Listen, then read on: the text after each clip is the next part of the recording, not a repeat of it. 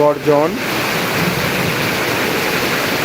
এই বৃষ্টির মধ্যে বাসাতে থাকাই নিরাপদ, কারণ সারা বাংলাদেশে এই বছর বিভিন্ন জরিপ থেকে দেখা যাচ্ছে প্রতিনিয়ত বিশেষ করে প্রান্তিক কৃষকেরা বৃষ্টির মাঝে যখন মাঠে কাজ করতে যায়, বজ্রপাতে অনেক মানুষ মারা যাচ্ছে।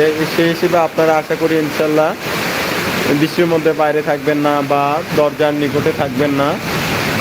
নিজের জীবনটাকে প্রাধান্য দিয়ে অবশ্যই নিরাপদ স্থানে থাকবেন এবং বৃষ্টির দিনগুলোর যে আনন্দ মুহূর্তগুলো পরিবারের সাথে পরিজনদের সাথে ভাগ করে নেবেন। এতে দেখা যাবে পরিবারের সাথে আপনার সুন্দর সম্পর্ক গড়ে উঠবে এবং সময়টা আরও আনন্দময়